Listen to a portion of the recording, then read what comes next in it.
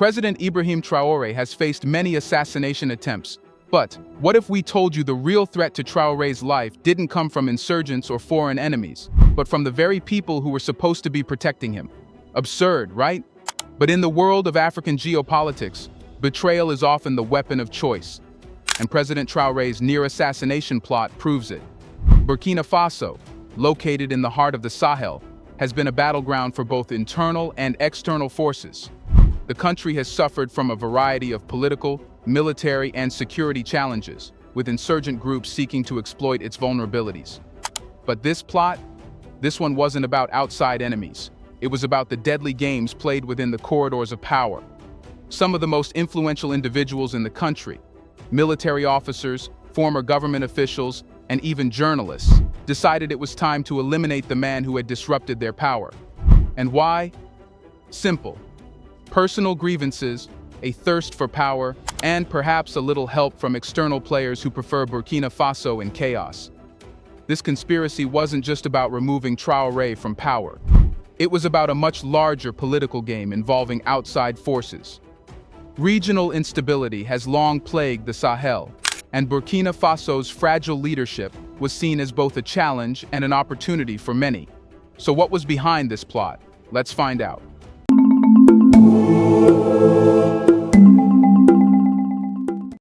Let's talk about the dirty little secret that's shaking Burkina Faso to its core: betrayal from within. The assassination plot against President Ibrahim Traoré didn't come from some faceless enemy lurking in the shadows. It was orchestrated by some of the most powerful people in the country. These were figures who had once been part of Traoré's inner circle or wielded significant influence within Burkina Faso's political system. The real shocker: they weren't acting out of some ideological belief or foreign manipulation. No, this was personal. And this betrayal wasn't just a fleeting moment of ambition gone wrong. It was the product of a deeply fractured political landscape, a struggle for survival in a country teetering on the edge of chaos. At the heart of this conspiracy was Paul-Henri Damiba, a former military leader who was catapulted into power in 2022 during a military coup. Damiba was initially hailed as a hero, someone who would restore stability after the country's previous turmoil. His military background made him a strong, charismatic figure, a leader that many believed could take Burkina Faso into a new era. But this is where ambition collided with reality. Damiba's fall from grace was swift and spectacular. He was ousted by none other than President Traoré, who had emerged as the new face of hope for a country struggling with insurgency and internal conflict. What had once been a partnership of convenience between Traoré and Damiba quickly turned into a bitter rivalry. For Damiba, losing power meant more than just a setback. It was a blow to his ego, his aspirations, and his influence. The men who had once supported him began to question his leadership, and as they turned away, Damiba's desperation grew. His desire for power wasn't just about political control, it was about redemption. But this thirst for power would lead him down a path of betrayal that would ultimately endanger not only his future, but the future of the entire country. Damiba was not alone in his vendetta. His plot was supported by several high-ranking military officers who too had lost their grip on power when Traoré took charge.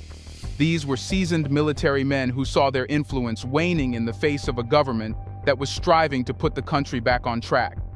For them, joining Damiba's plot was more than just about regaining control. It was about surviving in a system that had become increasingly unstable. The fear of being marginalized by a new leadership structure pushed them to take drastic action. But the plot didn't stop at military leaders.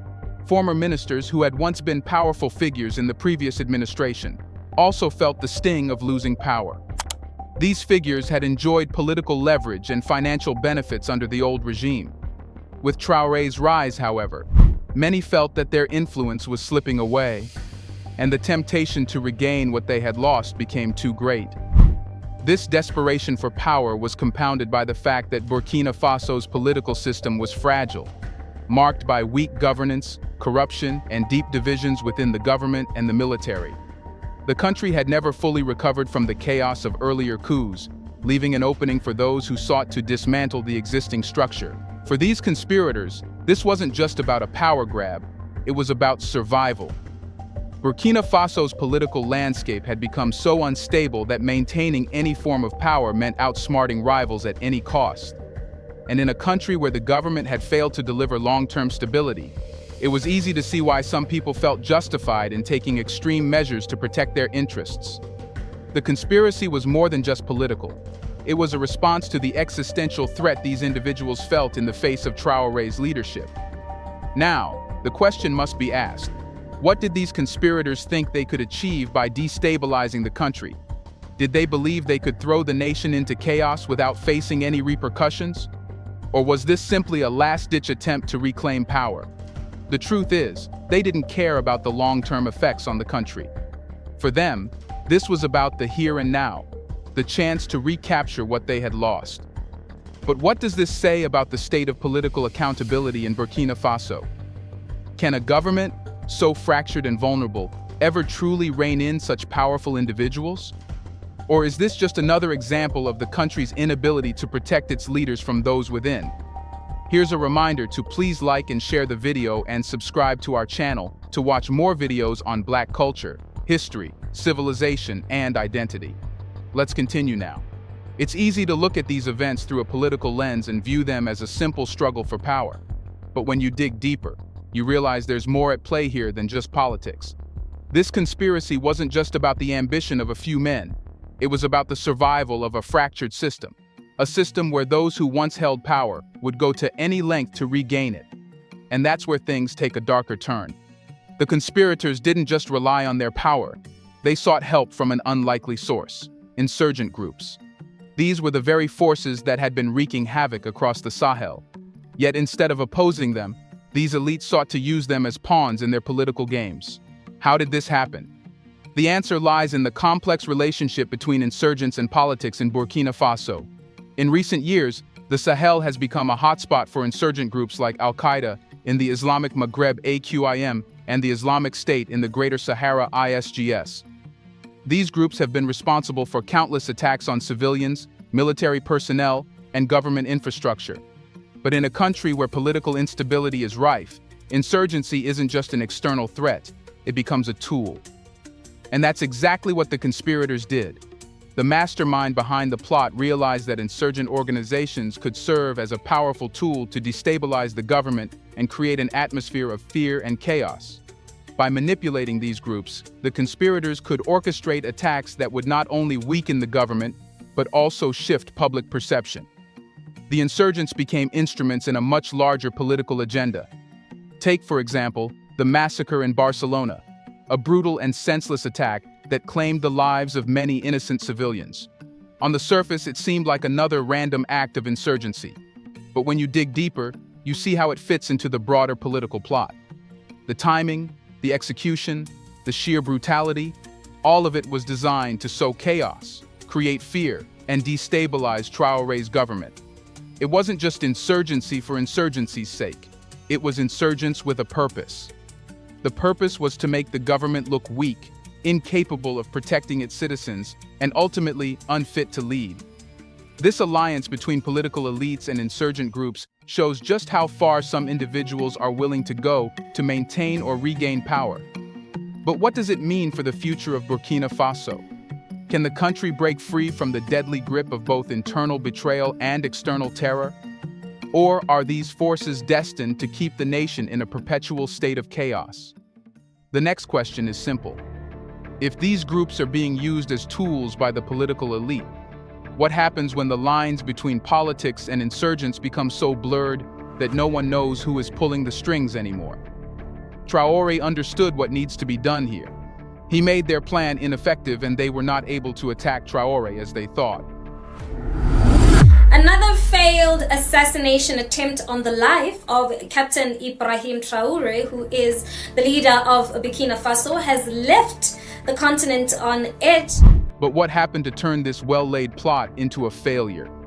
The answer lies in Traoré's ability to stay several steps ahead of his enemies.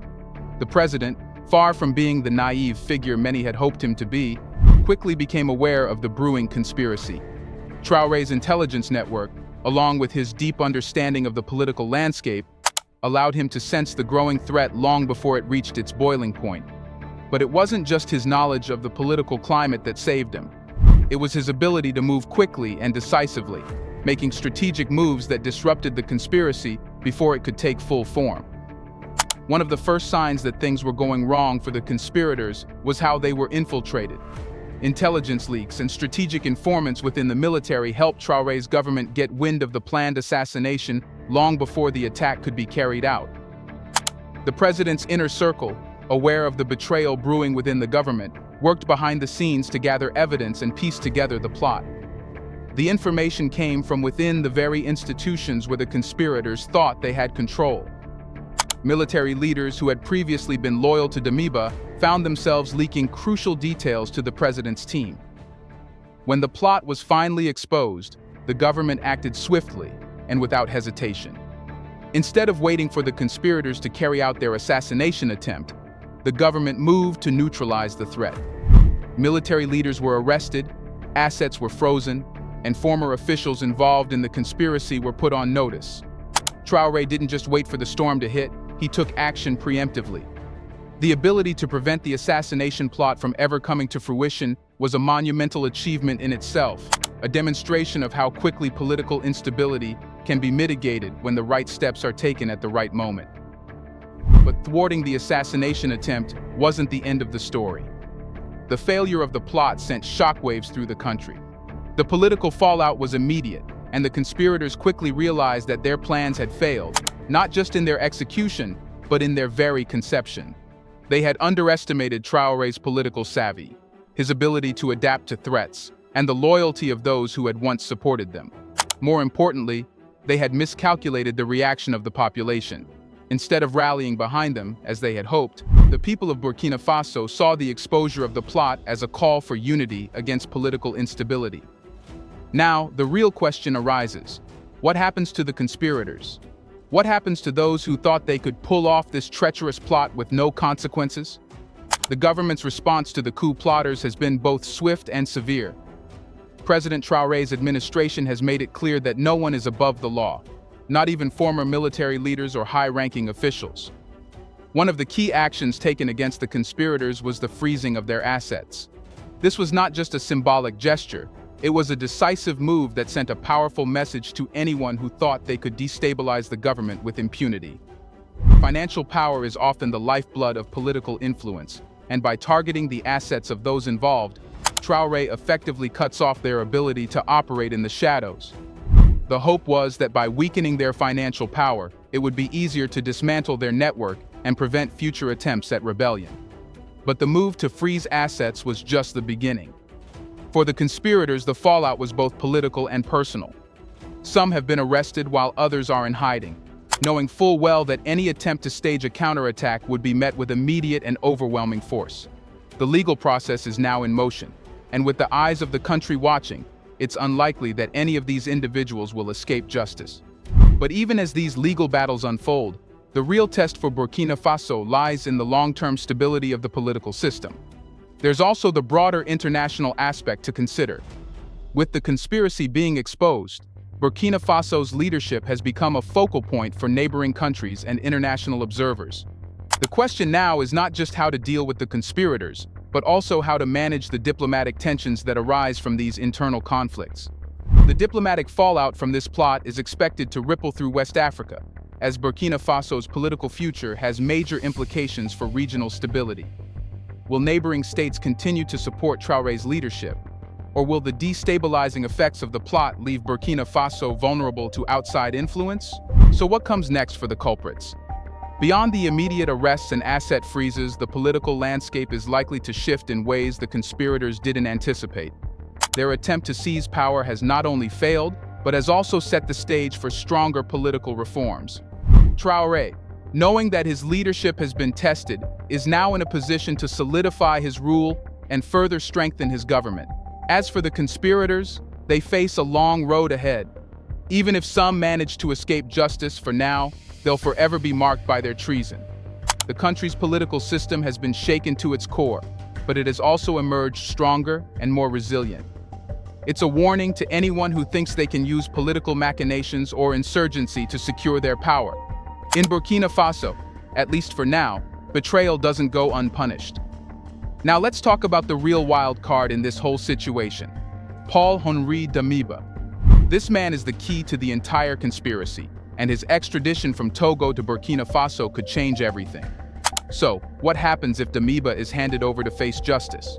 The former military leader, who once took control of Burkina Faso through a coup, now finds himself in a precarious position. His betrayal not only jeopardized the life of President Traoré, but also threatened the fragile political stability of the entire country. First and foremost, Damiba must face accountability for his actions. His role in orchestrating an assassination plot against the sitting president cannot go unpunished. In a country where impunity has long been a political cancer, this moment is an opportunity for Burkina Faso to break the cycle and show that no one, regardless of their past position or military rank, is above the law. Justice needs to be served, not just for the plot itself, but for the years of corruption and chaos that Damiba's leadership inflicted upon the country. Je m'engage à un retour à une vie constitutionnelle normale. However, the way forward is not without complications. Damiba's extradition from Togo, where he has sought refuge, should be a priority, but it's not a simple legal matter. Togo's government has its political considerations, and it's unclear whether they would willingly hand him over without significant diplomatic negotiations. Even if Damiba returns to Burkina Faso, the political ramifications could be profound. His extradition could provoke unrest among his supporters, who still maintain a presence in the country and might view his return as a rallying cry for resistance. The potential for political instability, sparked by Damiba's supporters, makes his handling a delicate matter. In addition to criminal prosecution, Damiba should also be barred from ever holding political office in Burkina Faso again. His actions have shown that his pursuit of power came at the expense of national security and stability. The country cannot afford to let him return to the political scene in any capacity. Allowing him to resurface as a political figure would send a dangerous message, that those who betray the nation can simply fade into the background and return to power. Finally, Damiba's involvement in a plot that included insurgent groups raises broader questions about how Burkina Faso and the broader Sahel region will confront the threat of insurgent entanglement with local politics. His actions should lead to a reassessment of how former military leaders and politicians are allowed to influence the country's security environment. The government must implement stronger safeguards to prevent any future individual from using insurgents as a political tool. In the end, Damiba must face justice for his role in the plot. But beyond that, his case must serve as a turning point for Burkina Faso, a statement that the rule of law will prevail, no matter who you are or what you've done in the past. The country's leadership must ensure that this betrayal is a lesson, not just in accountability, but in the strength of the democratic process. Do you think anyone can outsmart Traoré? What might happen if this continues? Let us know in the comments section. Will Traoré give serious punishments? Do you want to watch more videos like this one? If so, subscribe to our channel and press the bell icon next to it. We have decided to bring videos on something nobody talks about: the Black culture, civilization, history, and evidence about how glorious Blacks have been. Thanks for watching, and until the next video, stay tuned.